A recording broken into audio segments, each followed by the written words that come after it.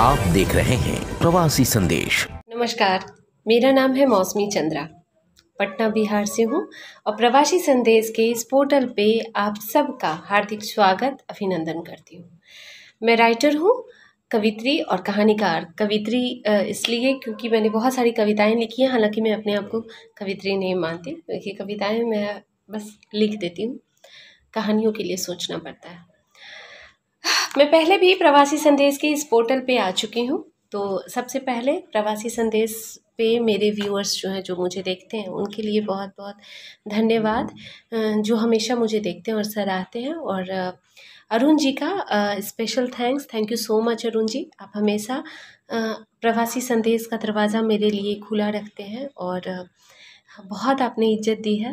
मुझे नहीं लगता कि मैं इतनी बड़ी राइटर हूँ, बट फिर भी आपने मुझे बहुत ज़्यादा इज्जत दी और हमेशा जब भी मैं वीडियो देती हूँ, ऑडियो देती हूँ, आप बहुत सम्मान के साथ उसे लगाते हैं, तो बहुत बहुत शुक्रिया। और मैं चाहूँगी कि हमेशा प्रवासी संदेश का साथ मेरे साथ बना रहे। पिछली बार मैं हमेशा बहुत बार मैंने अपनी कहानियाँ यहाँ पे डाली है, ऑडियोज़ डाले हैं, वीडियोज़ डाले हैं। आज फिर मैं अपनी एक कहानी, एक लघु कथा लेकर आई हूँ आप लोगों के पास।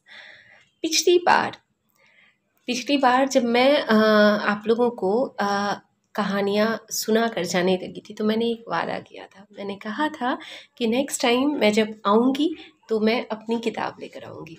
अपनी एकल किताब में तो बहुत छप चुकी है, लेकिन एकल कथा संग्रह मेरी छपने वाली थी उस टाइम में, और वो छप के आ गई है। ये है टूटती सांकलें। इसमें मेरी 29 कहानियाँ हैं, जो छोटी बड़ी हर तरह की कहानियाँ हैं। ये किताब मेरी सुविधा पब्लिकेशन से पब्लिश हुई है, प्रकाशित हुई है, और इसका लिंक मैं डाल दूँगी कमेंट में। जिन्हें मंगाना है वो ज़रूर मंगाएं, क्योंकि मैंने अपनी बहुत ज़्यादा मेहनत इसमें लगाई है, इस किताब में, और आप निराश नहीं होंगे इस किताब को पढ़ने के बाद। तो जब मैंने ये किताब लिखी, उससे पहले मेरी बहुत सारी किताबें आ चुकी है जो आज मैं लेकर आई हूँ, क्योंकि मुझसे अरुण जी ने कहा था कि आप थोड़ी सी अपनी साहित्यिक यात्रा के बारे में ज़रूर बात कीजिएगा। सबसे पहले मैं बताऊंगी, जो मेरी पहली कविता छपी थी वो अनंता में आई थी, मेरी 3 कविता। ये भी शुभदा पब्लिकेशन, इससे मेरा बहुत ज़्यादा पुराना नाता है। फिर बहुत सारी गुंजित मौन, किस्सा गो, ये सब में मेरी लघु कथा, कहानियाँ, दिया और बाती, और साहित्यनामा, हम तुम, बहुत सारी ऐसी किताबें आईं जिसमें मेरी रचनाओं को जगह मिला। और ये साझा संकलन थे सारे। तो मेरा बहुत मन था कि मैं अब एकल कथा संग्रह अपनी निकालूं, और ये मेरी टूटती सांकलें उस मेहनत का, मतलब मेरे सपने को सच किया है शुभदा पब्लिकेशन से। और टूटती सांकलें में मेरी सारी कहानियाँ। जब मैं क्लास 6 से लिख रही थी, मैं क्लास 6 में जब पढ़ती थी तब से मैं लिख रही हूँ। और मेरे पापा मतलब क्या होता है ना कि जब आप छोटी बच्ची रहती है जो इंटर में हो या मैट्रिक में हो, और उसके आंखों पे चश्मा चढ़ जाए, तो होता क्या है कि बहुत ज़्यादा मम्मी पापा केयरिंग हो जाते हैं। वो कोई ऐसा काम करने नहीं देना चाहते जिसमें आंखों पे जोर पड़े। तो मुझे बहुत सख्त हिदायत थी कि आपको ज़्यादा लिखना पढ़ना नहीं है, तो बस जितना आपको ज़रूरी है, आपकी पढ़ाई के लिए ज़रूरी है, बस उतना आप कीजिए, और इसके अलावा आंखों को फालतू में प्रेशर नहीं देना है। लेकिन मेरे अंदर का जो लेखक था वो कुलबुलाता रहता था। पापा मम्मी जब भी सब लोग सो जाते थे, जब घर के कमरे की सारी लाइट्स ऑफ हो जाती थी, मेरे कमरे में एक छोटी सी बल्ब, एक छोटा सा कैंडल जलता था, और मैं उसमें लिखती थी। तो उस समय मैंने चुपके चुपके भेजना शुरू किया, और बहुत सारे अखबारों में, न्यूज़पेपर्स में मेरी रचनाएं आई, जैसे कि हिंदुस्तान में, दैनिक भास्कर, आर्यावर्त चलता था उस समय, उसमें भी आई, और प्रभात खबर में आई। फिर वनीता मैगज़ीन के लिए मैं रेगुलर लिखती थी, और उसमें मेरी रचनाएं आती थी, मुझे ड्राफ्ट आते थे, जिसे मैं कभी आज तक मैंने उसे कैश नहीं कराया। मैं उसे बहुत प्रेम से रखती थी, मुझे बड़ा अच्छा लगता था कि ये मुझे उस समय याद है, मेरी कविता के मुझे 100 रुपीज़ मिलते थे, वो मेरी कहानियों के 300, बट वो मेरे लिए बहुत कीमती थे, बहुत ज़्यादा। और उस समय मुझे लगता था कि उस ड्राफ्ट को देखने के बाद लगता था वो रात में मैं जागती जो हूँ मुझे इसका फल मिलता है। मैं उसे बहुत समेट कर रखती थी। फिर शादी हुई और उस टाइम में जब लड़की बिल्कुल यंग रहती है, उस टाइम में आप प्रेम पे लिखते हो तो सब लोग यही सोचते हैं कि ये ज़रूर प्रेम में होगी। तो ऐसा नहीं था। मेरी रचनाएं प्रेम में डूबी रहती थी। मैक्सिमम मैं प्रेम टॉपिक पर लिखती हूँ। लेकिन जब इस ससुराल में आई तो वहाँ पे थोड़ा ऑब्जेक्शन हुआ कि आखिर इतना प्रेम पे क्यों लिखती है। तो ये क्वेश्चन हालांकि अब मुझसे कोई पूछे तो मैं उसका जवाब दे दूंगी बहुत अच्छे से, लेकिन उस समय मुझे लगा कि नहीं, मुझसे लोगों ने कहा कि नहीं, घर के लोगों ने कहा कि नहीं आप लिखना बंद कर दो, तो मैंने छोड़ दिया लिखना। हालांकि बहुत कष्टप्रद था ये, पर मुझे छोड़ना पड़ा, मजबूरी, फैमिली और शौक। इसमें अगर आपको कुछ एक चुनना रहे तो आप जाहिर है फैमिली को चुनोगे, तो मैंने छोड़ दिया। 15 ईयर्स मैंने बिल्कुल भी नहीं लिखा। मैंने अपनी किताब में इसका जिक्र भी किया है कि 15 साल तक लेखन मेरे अंतस में चलता रहा। और फिर सिचुएशन ऐसी आई कि मैं भरे पूरे परिवार से फिर धीरे धीरे नंदे मेरी विदा हुई, सब अलग अलग फिर शुरू हो गई सबकी ज़िंदगी। फिर मेरा अकेलापन, मुझे लगा कि नहीं, हस्बैंड भी जॉब पे, बच्चे बड़े हो रहे थे, तो मुझे लगा कि नहीं, अब मैं मुझे खालीपन सा फील हुआ। मुझे लगा कि अब मुझे वापस अपने शौक़ से जुड़ना चाहिए। मैंने लिखना ज़रूर छोड़ा था बट मैंने पढ़ना नहीं छोड़ा था। और मैं अच्छी अच्छी कहानियाँ, किताबों का जो मेरा शौक़ था वो मैं हमेशा पढ़ती रही, हमेशा। और फिर मैंने वापस फेसबुक पे ही एक साहित्यिक मंच है फलक, और मैंने उसमें पहली बार अपनी कहानी लिखी। हालांकि काफ़ी एक ब्रेक हो गया था, उसके बाद मैंने कहानी लिखी। तो मेरे हिसाब से अभी जब मैं देखती हूँ तो मुझे उसमें बहुत सारी कमियां दिखाई देती है उस कहानी में, लेकिन वो मेरी शुरुआत थी। फिर से आप एक ब्रेक के बाद जब लिखते हो तो, लेकिन जो एक मेरा पुराना लेखन था मैंने उसे वापस बहुत जल्दी पकड़ लिया और फिर सिलसिला चल पड़ा। मेरी बहुत सारी किताबें आई, करीब 300-350 न्यूज़पेपर्स में इतनी बार मेरी रचनाएं पब्लिश हुई। तो उत्साह मेरा बढ़ता गया, बहुत अच्छा लगा। और इसी तरह फिर धीरे धीरे मैंने नरेशन के फील्ड में भी अपना काम शुरू किया और मैंने अपनी कहानियों को अपनी आवाज़ देना शुरू किया। मैं न्यूज़ फॉर एशिया, प्रवासी संदेश, फिर फलक के किस्सा कहानी के लिए मैंने कहानियाँ नरेट करनी शुरू की, पहले अपनी फिर दूसरों की। और वहाँ भी सराहना मिला, क्योंकि मुझे तारीफ़ ये हुई कि मेरे साथ ये अच्छा ये रहा कि मैंने जो भी काम किया, मेरे पास बहुत अच्छे अच्छे लोग रहे मेरे आसपास जिन्होंने मुझे सपोर्ट किया। और प्रवासी संदेश का स्पेशल थैंक इसलिए क्योंकि नरेशन में सबसे पहले मैंने प्रवासी संदेश को ही अपनी कहानियाँ रिकॉर्ड करके भेजी थी और यहाँ बहुत प्यार मिला मुझे। तो इसलिए मैं यहाँ का मोह नहीं छोड़ पाती। मुझे जब भी वक्त मिलता है मैं ज़रूर वापस यहाँ से जुड़ती हूँ और संतुष्टि मिलती है, यहाँ से जुड़ना बहुत अच्छा लगता है। मेरी कुछ कहानियों का अनुवाद नेपाली भाषा में भी हुआ है। और पुरस्कार तो मैं बहुत बड़ा नहीं मानूंगी इस चीज़ को, क्योंकि आप फेसबुक पे बहुत सारे साहित्यिक मंच हैं जहाँ कई बार मेरी रचनाएं पुरस्कृत हुई वहाँ पे, और अच्छा प्यार बहुत मिला और वही मेरा पुरस्कार है। अभी तो मेरी एक किताब आई है एकल में, पर जल्दी ही योजना है कि मैं अपनी काव्य संग्रह भी लेकर आऊँ। और जब मैं प्रवासी संदेश पे ये बात बोलती हूँ तो वो ज़रूर पूरा हो जाता है। तो आज ये जो मेरी किताब है, हालांकि मैंने आपको कहा कि मैं ज़्यादातर प्रेम पे लिखती हूँ, पर इस किताब में मैंने सिर्फ प्रेम पे बात नहीं की है। प्रेम तो ऐसा है कि मैं कहती हूँ कि प्रेम ऐसा है जो एक अंधेरे कमरे में एक पतले से झरोखे से भी किसी भी उम्र में वो धीरे से आ जाता है और रोशन कर देता है आपकी ज़िंदगी। लेकिन इस किताब में मेरी और भी कहानियाँ हैं जो बहुत अलग अलग किरदारों पे है, और प्रेम के अतिरिक्त, क्योंकि प्रेम पे मेरी बहुत सारी कहानियाँ हैं अच्छी अच्छी। प्रेम तो बस प्रेम है, तो उसके बारे में क्या कहना।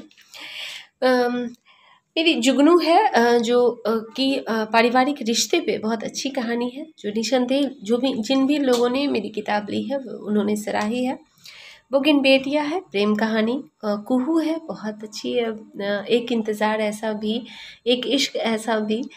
तो ये सब ऐसी कहानियाँ हैं जो प्रेम में डूबी हुई है, पूरा सराबोर है वो चाशनी में, प्रेम की चाशनी में। लेकिन पवित्र मिट्टी है एक कहानी जो मैंने तवायफों पे लिखी है, और उनकी ज़िंदगी में जो दर्द है उससे दिखाने की कोशिश की है। और टुकड़े टुकड़े फेमिनिज्म, क्योंकि जो बहुत लोग हम लोग नारीवाद का बहुत लोग कार्ड लेकर चलते हैं, तो ऐसा नहीं है कि सिर्फ नारियां ही प्रताड़ित होती है, बहुत जगह पुरुष भी प्रताड़ित होते हैं। तो उस पर मैंने टुकड़े टुकड़े फेमिनिज्म लिखी। और ऐसा नहीं कि मैं राइटर हूँ, महिला राइटर हूँ, लेखिका हूँ, तो मैं सिर्फ औरतवादी हूँ और औरतों के लिए ही सोचती हूँ। गलत हर चीज़ गलत है, कहीं गलत पुरुष होते हैं, कहीं गलत स्त्रियाँ होती है, कोई एक कभी गलत नहीं होता। दोनों तरफ सिर्फ एक ही गलत नहीं होता, दोनों तरफ के लोग बराबर के जिम्मेदार होते हैं। जब भी कुछ घटनाएं होती है उसमें एक को दोषी ठहराना सही नहीं होता। मौका परस्त मेरी एक कहानी है जिसमें बहुत आजकल लोग ये चीज़ हो गया है कि शादीशुदा जो होते हैं वो ज़्यादातर एक्स्ट्रा मैरिटल अफेयर है ये एक तरह का, और उसमें लोग टाइम पास करते हैं, टाइम पास रिलेशनशिप आजकल बहुत चलन में है। तो मेरी ये जो मौका परस्त है ये मैंने उसी पे लिखी है। तलाक कहानी है, क्योंकि तलाक में मेरी नायिका जो है वो शोषित होती है और वो तलाक लेती है, लेकिन वो तलाक अपने दम पे लेती है। तो फैमिली सपोर्ट क्या होता है वो मैंने इस कहानी में दिखाया है, क्योंकि जब आप बड़ा कुछ डिसीज़न लेते हैं तो उसमें आपको आपकी फैमिली आपको सपोर्ट करती है कि नहीं करती है। तो आप जब भी कोई बड़ा स्टेप लें तो आप सबसे पहले अपने ऊपर भरोसा करें। आप ये नहीं सोचें कि मेरी मदद कौन करेगा, बाकी लोग कोई मेरी मदद करेंगे कि नहीं करेंगे, तो इस पे आपको विचार नहीं करना है, आपको अपने ऊपर भरोसा करना है। एक मैंने कहानी लिखी है जीजी विशा, जो किसान पे है, और किसान की उनकी बुरी हालत को दिखाती हुई ये कहानी है। वो कितने, तो इस तरह की बहुत सारी कहानियाँ हैं जो आपको निसंदेह अच्छा लगेगा।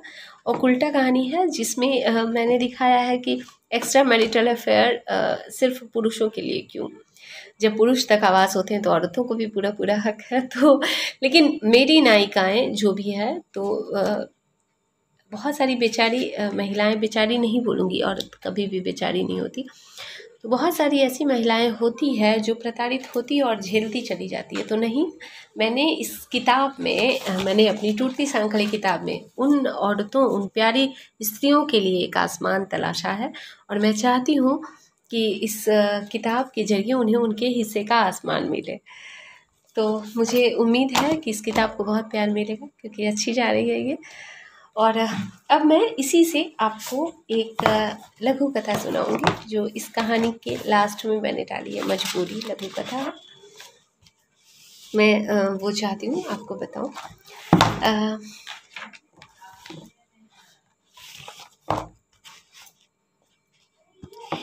लड़का उठा, मुट्ठियाँ भींचकर अंगड़ाई ली, अपने बलिष्ठ बाजुओं को निहारा। सामने की कुर्सी पर उसके कपड़े पड़े थे। उसने पैंट उठाई और पहनने लगा। कितनी देर सिकुड़ी बैठे रहोगी, अब जा, उसने कहा। किससे?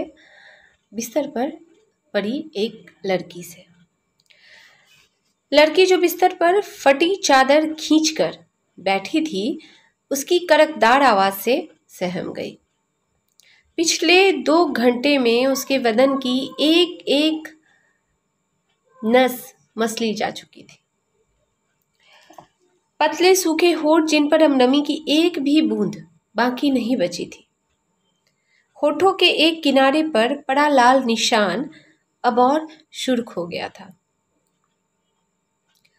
उसकी घिसी सलवार कमीज दूर पड़ी थी। उसने उठने की कोशिश की। पेड़ों में बहुत तेज दर्द हुआ। आह, एक कराह निकली। आंखों से दो मोती से छलक पड़े। अब उठना, कितनी देर बैठी रहेगी? अम्मा आती होगी, ले पहन जल्दी। लड़के ने कपड़े उठाए और उसके तरफ फेंक दिया। वैसे मजेदार निकली तू। पता नहीं, पहला मौका मुझे मिला है, ये नहीं मालूम था मुझे। इससे पहले किसी के साथ सोई नहीं। लड़के ने एक नज़र चादर पर फैले धब्बों को देखा और पूछा। लड़की ने ना में सिर हिला दिया। लड़के के चेहरे पर अलग सा गुरूर आया। चलो, बढ़ा कर दे देता हूं पैसे। कितने पैसों की जरूरत थी? तू सुबह अम्मा से मांग रही थी ना? लड़के ने सोचते हुए पूछा। 1000 रुपये, लड़की ने कहा। चल ले 1000 रुपये, पर आगे भी समझ रही है ना? लड़के ने पैसे देते हुए कहा। ना साहब, आगे नहीं। आप चाहो तो उतने ही दो जितने में बात की थी। इस बार तो मजबूरी थी इसलिए आ गई आपके पास। अब आगे नहीं आऊंगी। लड़का इस जवाब पे जोर से हंसा, ठहाके लगाया उसने और कहा, ले रख ले। ये जो मजबूरी है ना, ये तुम जैसी गरीबों के पास हमेशा आती रहती है। और उसकी हंसी पूरे कमरे में गूंज उठी। तो ये मेरी किताब की सबसे आखिरी ये लघु कथा है, छोटी सी। इसके अलावा बहुत सारी अन्य लघु कथाएं हैं और प्रेम वाली कहानियाँ भी हैं। तो प्रेम वाली कहानी अगर सुननी होगी तो वो अगली बार मैं सुनाऊंगी। और फिलहाल मुझे लगता है काफ़ी लंबा वीडियो मैंने बना दिया है। नेक्स्ट टाइम फिर मिलती हूँ कविता के सेशन के साथ। अगली बार मैं आऊँगी तो आपके लिए प्रेम कविताएं लेकर आऊँगी। तब तक के लिए नमस्कार। और फिर से प्रवासी संदेश को मेरा प्यार, धन्यवाद मुझे इतना सम्मान देने के लिए। और मेरी किताब टूटती सांकलों को अपना प्यार ज़रूर दीजिएगा। फिर मिलती हूँ अगली बार। नमस्कार। प्रवासी संदेश को लाइक करें, शेयर करें, कमेंट करें, सब्सक्राइब करें और बेल आइकन जरूर दबाएं।